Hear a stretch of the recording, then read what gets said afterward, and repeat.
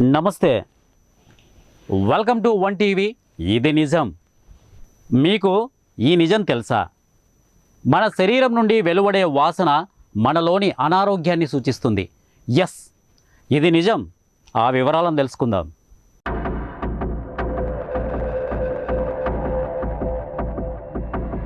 మనం అనారోగ్యంగా ఉంటే మన నుంచి వెలువడే వాసన అంతకు ముందు కంటే వేరుగా ఉంటుందట.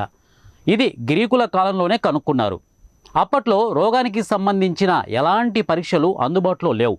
కాబట్టి ఆనాటి గ్రీకు వైద్యులు అనారోగ్యంతో బాధపడుతున్న వారి నుండి వెలువడే శరీర వాసనను బట్టి ఆకుపసరులు ఇచ్చేవారట.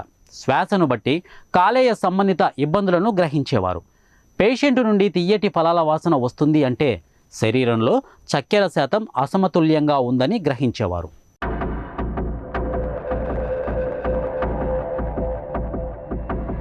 నిజంగా ఇది సాధ్యమేనా అని మీకు సందేహం కలగవచ్చు.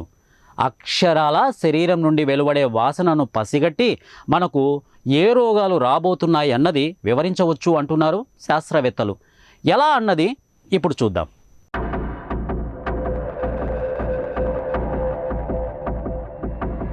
పలుచోట్ల పలు శాఖలలో నివసించే వాళ్ళు, పనిచేసే వాళ్ళ నుండి వెలువడే వాసన గురించి ప్రత్యేకంగా చెప్పనక్కర్లేదు. కానీ ఆ వాసనలోనే ఆరోగ్య రహస్యాలు ఉన్నాయని, అనారోగ్య బారిన పడబోతున్నామన్న సంకేతాలు ఉన్నాయని పరిశోధకులు చెబుతున్నారు.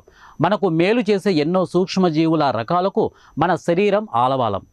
వేరువేరు చోట్ల నుండి గ్రంథులు వెలువరిచిన స్రావాలతో ప్రతిచర్య జరిపిన సూక్ష్మజీవులు సరికొత్త రసాయనిక వ్యర్థాలను విడుదల చేస్తాయి. అవన్నీ చర్మగ్రంథుల స్రావాలతో కలిసిపోయి చెమట రూపంలో బయటికి వస్తాయి. ఈ చెమటతో దాదాపు 500 రకాల రసాయనాలు ఉంటాయని పరిశోధనలో తేలింది. ఒక మనిషి అనారోగ్యంగా ఉంటే ఆ మనిషి చెమట, శ్వాస ద్వారా వ్యక్తమయ్యే వాసన విభిన్నంగా ఉంటుంది.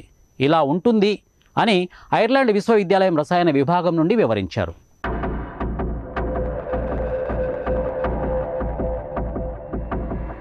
అసలు ఈ విషయం మొట్టమొదట గ్రహించిన వ్యక్తి ఒక నర్సు. తన భర్త నుండి ఏదో ఒక విధమైన వాసన వస్తుంది అని గ్రహించింది. తర్వాత కొద్ది కాలానికి తన భర్త వ్యాధిగ్రస్తుడు అయ్యాడు. సో ఈ సంఘటనను బట్టి తాను కొంతమంది శాస్త్రవేత్తలతో కలిసి పరిశోధనల్లో పాల్గొనడం, ఆ తర్వాత కాలంలో ఈ విషయం రూఢి అయిందని, ఇంకా జెన్యూన్ ఇన్ఫర్మేషన్ కోసం మరిన్ని పరిశోధనలు చేయాలి అని నేటి శాస్త్రవేత్తలు అంటున్నారు. అయితే ఒకటి మాత్రం నిజం, మన దేహాన్ని మనసుతో చదవగలిగితే మనకు రాబోయే ఆరోగ్య సమస్యల గురించి సంకేతాలు ఇస్తాయి. ఇది నిజం.